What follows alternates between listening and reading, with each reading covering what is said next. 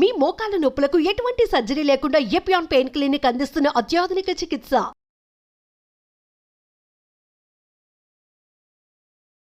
Welcome to Suman TV. ప్రస్తుతం మనతో పాటు ఉన్న doctor Purnachandar Tejasri garu, orthopaedic surgeon specialising in sports surgeon అనమాట. సార్ నమస్తే సార్. నమస్తే అండి. So nice to be here. Thank you sir, thank you so much sir. మీరు రావడం మాకు గ్రేట్ థింగ్ సార్. ఎందుకంటే నవ డేస్ చూసుకుంటే కనుక మోకాల నొప్పులతో సఫర్ అయ్యే వారి సంఖ్య చాలా పెరిగింది సార్.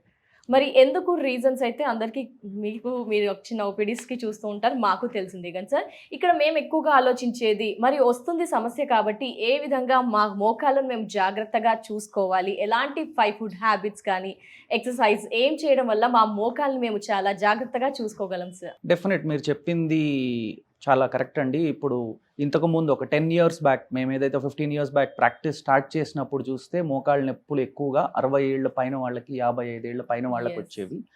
ఇప్పుడు చిన్న వయసులోనే కనపడుతున్నాయి, 35-40 years 45 ఏళ్ళకి కనపడుతున్నాయి. ఒక కారణం ఏంటంటే ఇది మన ఎక్కువ లైఫ్ స్టైల్కే సంబంధించింది. ఎక్కువ సోపు కూర్చోవటము, ఫిట్నెస్ లేకపోవటము, మన హెల్త్ని పనిలో ఎక్కువగా పడి మన హెల్త్ని, ఇంతకుముందు మన ఫాదర్స్ మన గ్రాండ్ ఫాదర్స్ అందరూ పొలంలో తిరిగేది, ఎక్సర్సైజ్ అంటూ ఖచ్చితంగా ఉండేది. ఇప్పుడు మన హైదరాబాద్లో చూస్తే 90% మనం 8 గంటలు పని చేస్తాం, 10 గంటలు పని చేస్తాం, ఏం ఎక్సర్సైజ్ లేకుండా. ఇది మెయిన్ కారణం. యంగ్ ఏజ్లోనే 30 yearsలోనే మోకాళ్ళ నొప్పులతో వస్తారు. Main life style related changes. And డెఫినెట్గా మనం డిస్కస్ చేద్దాం. We can put an end to this. ఇది ఒక ఎపిడెమిక్ లాగా అనొచ్చు, ఒక కరోనా వైరస్ లాగా, లేకపోతే దిస్ మోకాళ్ళ నొప్పుల బాధ అనేది ఒక ఎపిడెమిక్ లాగా అనొచ్చు. It is a very big problem మేము చూసేది. బట్ చిన్న జాగ్రత్తల ద్వారా, చిన్న ఎక్సర్సైజెస్ ద్వారా, ఫిట్నెస్ రొటీన్ పాటించడం ద్వారా మోస్ట్ ఆఫ్ దీస్ థింగ్స్ని మనం డెఫినెట్గా అవాయిడ్ చేయొచ్చు. సార్ ఎక్కువగా ఇలాంటి ఫిజికల్ యాక్టివిటీ, కొంచెం నడవడం అలాంటివి లేక అంటున్నారు కదా సార్. ఫుడ్ హ్యాబిట్స్ కూడా ఎంతవరకు దోహదపడతాయి అంటే సార్, ఫుడ్ హ్యాబిట్స్ చేంజెస్ వల్ల కూడా ఈ మోకాళ్ళ నొప్పులు అనేది పెరుగుతున్నాయి అంటారా సార్? ఎంత పర్సెంటేజ్ అంటారు? అంటే ఫుడ్ హ్యాబిట్స్ వల్ల డైరెక్ట్గా లింకేజ్ ఏమి ఉండదండి. బట్ అగైన్ ఇట్ ఈస్ మన బాడీలో మోస్ట్ ఆఫ్ ద ప్రాబ్లమ్స్ అయ్యేది ఇండైరెక్ట్ కారణాల వల్ల.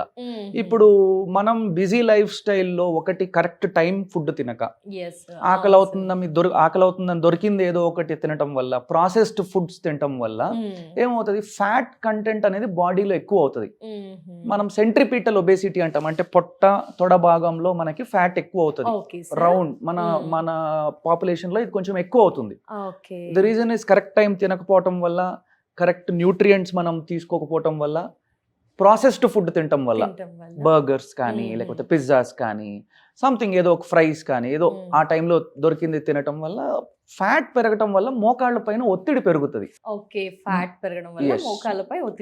మన బాడీ వెయిట్ పెరగటం వల్ల, ఫ్యాట్ కంటెంట్ పెరగటం వల్ల, కావాల్సిన న్యూట్రియంట్స్ లేకపోతే, నార్మలీ మనం ఇంట్లో తినేవి రాగి జొన్నలు లేకపోతే పాలకూర, vegetables, any vegetable for that matter, మన బాడీలో గుజ్జు, మోకాలనే కాదు ఏ జాయింట్లో అయినా బోన్స్ని, మజిల్స్ని, జాయింట్స్ని హెల్తీ పెట్టడానికి హెల్ప్ చేస్తాయి.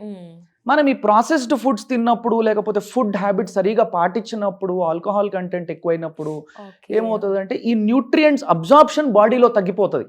మనం తినట్లేదని కాదు, బట్ అబ్జార్ప్షన్ తగ్గిపోతుంది.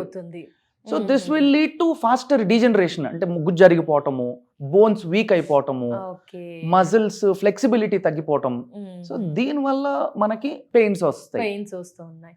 ఎస్ సార్, ఇప్పుడే మీరు చెప్పారు ఇది తినడం వల్ల అబ్జార్ప్షన్ తింటున్నారు, బట్ అబ్జార్ప్షన్ అనేది తగ్గుతుందని. ఆ అబ్జార్ప్షన్ ని పెంచుకోవడానికి ఏం చేయాలి, ఏం ఫుడ్ హ్యాబిట్స్ యాడ్ చేసుకోవాలి? ఎస్పెషల్లీ టాప్ 5 ఫుడ్స్ అంటే ఖచ్చితంగా మనిషి తీసుకోవాలంటే ఏంటి ఫుడ్స్ చెప్తారు సార్? అట్లా ఏం లేదండి, టాప్ 5 ఫుడ్స్ అని ఏం లేదు. మన ట్రెడిషన్ పరంగా మనం ఇంట్లో వరకు మన ఇంట్లో కుక్ చేసే ఫుడ్స్ ఏదైనా this is all good foods. ఎందుకంటే ఒకటి మనం ఎక్కువ ప్రాసెస్ చెయ్యము, ఆర్టిఫిషియల్ అది అజినోమోటో ఇట్లాంటివి వేయం. బికాజ్ ఇవన్నీ వేయటం వల్ల మనకి అబ్జార్ప్షన్ తగ్గుతుంది, యాసిడిటీ పెరిగి అబ్జార్ప్షన్ తగ్గుతుంది. సో రెగ్యులర్ ఫుడ్స్ తింటే మన మోకాల్కి సంబంధించి, ఫర్ ఎగ్జాంపుల్ జాయింట్స్కి సంబంధించి కాల్షియం రిచ్ ఫుడ్స్ అంటాం. కోడిగుడ్డు, లీఫీ వెజిటేబుల్స్, పాలకూర, ఆకుకూర, తోటకూర, ఇవి.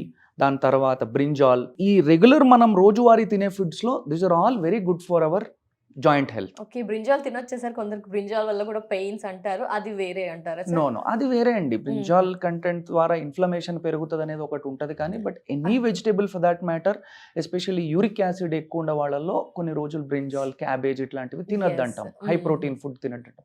బట్ ఓవరాల్ బాడీ హెల్త్కి వచ్చేతలకి అంటిల్ అన్లెస్ డాక్టర్ ఆ స్పెసిఫిక్ ఫుడ్స్ తినొద్దు అని చెప్పే వరకు everything is good. Processed food is not good. Okay sir, process food total గా అవాయిడ్ చేస్తే మన బోన్స్ కానీ Yes, కాల్షియం yes, డెఫిషియన్సీ అంతా yes, కూడా పర్ఫెక్ట్ గా. def- yes sir, coming to exercise, ఈ జాయింట్స్ గురించి మనం డిస్కస్ చేస్తున్నాం కాబట్టి దీని మీద ఫోకస్. ఎలాంటి ఎక్సర్సైజ్ యాడ్ చేసుకోవాలి అంటారు? వాకింగ్ ఎంత ప్రయారిటీ, జాగింగ్, దీంట్లో ఏది ఫస్ట్ ప్రయారిటీ, ఏది ఎంత వరకు చేయాలి అంటారు? ఇంకొక రకంగా నేను చెప్పగలిగితే which are the most safest exercises for joints మీరు అడగాలనుకుంటే, ఎస్ చాలా మంది పేషెంట్స్ మీరు చెప్పింది కరెక్ట్, మోకాలు నొప్పులు వచ్చిన వాళ్ళు ఒక అపోహ ఉంటది, నడిస్తే ఇంకా అరిగిపోతాయి, ఎస్ సార్, అందుకే ఆ క్వశ్చన్. డాక్టర్ నేను నడిస్తే Yes. ఇంకెక్కువ అరిగిపోతాయి కదా, మీరు నడవమంటున్నారు. No, see walking, any linear activities, అంటే లీనియర్ యాక్టివిటీస్ అంటే walking, okay, jogging, cycling, swimming, these are all very good for the joints. Okay sir. What are not good for the joints, మెట్లు ఎక్కటం దిగటం హార్ట్కి మంచిది అంటారు, బట్ మోకాళ్ళకి ఒత్తిడి ఎక్కువ పడుతుంది. So, కొంచెం కూడా ఎక్కకూడదా సార్? యంగ్ ఉన్నప్పుడు మోకాలు అరుగుదల లేనప్పుడు మెట్లు ఎక్కటం దిగటంలో ఎటువంటి ప్రాబ్లం లేదు. బట్ ఒక్కసారి నొప్పులు వచ్చిన తర్వాత డాక్టర్ చూసి మీకు అరుగుదల ఉంది అని Yes, చెప్పిన sir. తర్వాత మనం మెట్లు ఎక్కటం దిగటం It's అవాయిడ్ చేయమంటాం, తప్పకుండా సార్. ఎందుకంటే దాని ద్వారా అరుగుదల ఎక్కువ అవుతుంది. బట్ ద సేమ్ పేషెంట్ మీరు 5 కిలోమీటర్లు నడిచినా కూడా ఏం కాదు, ఏం కాదు, it is good for the bones. Okay. So ఇది యాక్చువల్ మోస్ట్ కామన్ అపోహ ఏంటంటే నడిస్తే మోకాళ్ళు అరిగిపోతాయి అని. ఎస్, అరిగిపోతాయి. ఒకవేళ జిమ్కి వెళ్ళి ట్రెడ్మిల్ లో మనం ఇన్క్లైన్ పెట్టుకొని చేస్తే క్యాలరీస్ ఎక్కువ బర్న్ అవుతాయి అని స్క్రీన్ మీద చూసి క్యాలరీస్ ఎక్కువ పెడుతుంటాం, అది కరెక్ట్ కాదు. అది కరెక్ట్ కాదు. ప్లేన్ సర్ఫేస్ లో మంచి సాఫ్ట్ షూస్ వేసుకొని లేకపోతే సాఫ్ట్ స్లిప్పర్స్ వేసుకొని వాకింగ్ చేస్తే బెటర్. అవాయిడ్ ఈ హిల్లీ ప్రదేశాలు, ఓకే సార్. మెట్లు లాంటివి, ట్రెడ్మిల్ చేస్తే ట్రెడ్మిల్ ఇన్క్లైన్ పెట్టుకొని చేయటం, ఇవి అవాయిడ్ చేయాలి. అదర్వైజ్ వాకింగ్, సైక్లింగ్, యోగాసనాలు. సైక్లింగ్ లో కూడా మనకి ఇది కంటిన్యూస్ గా ఉంటుంది కదా సార్ మూవ్మెంట్స్, దాని వల్ల ఏమైనా ఇబ్బంది ఉంటుందా సార్? నో, సైక్లింగ్ ద్వారా లిమిటెడ్ టైం ఏమైనా పెట్టుకోవచ్చు అంటారు? రోజుకి హాఫ్ అన్ అవర్ 45 minutes అయినా బైక్ చేయొచ్చండి. ఓకే, ఆఫ్ కోర్స్ ఇప్పుడు మన ట్రాఫిక్ లో బయటకు వెళ్ళి బైక్ చేయాలంటే చాలా కష్టం, బట్ జిమ్ లో చేయగలిగితే చేయొచ్చు. బయట కూడా మీ సేఫ్టీ పరంగా చూసుకొని we can do. Cycling is very good for the joints, very good for the knees, muscle strengthening అవుతుంది.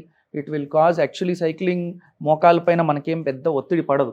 So it is quite safe, but yeah we should take precautionary measures. మనం దాని ద్వారా దెబ్బలు పడకుండా, ఎస్పెషల్లీ అవుట్డోర్ సైక్లింగ్ అయితే.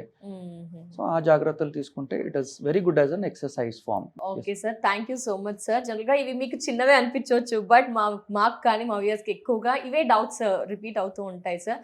Clear information ఇచ్చినందుకు thank you so much sir. నమస్తే. Definite, thank you అండి, థ్యాంక్ యూ.